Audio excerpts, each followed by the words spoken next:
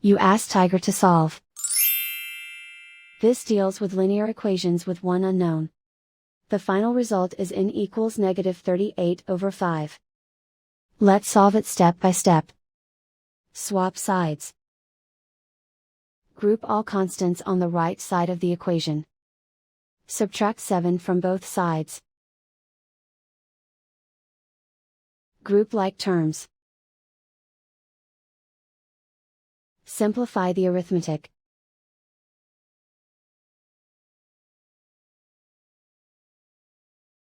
Isolate the n. Divide both sides by -5. Cancel out the negatives.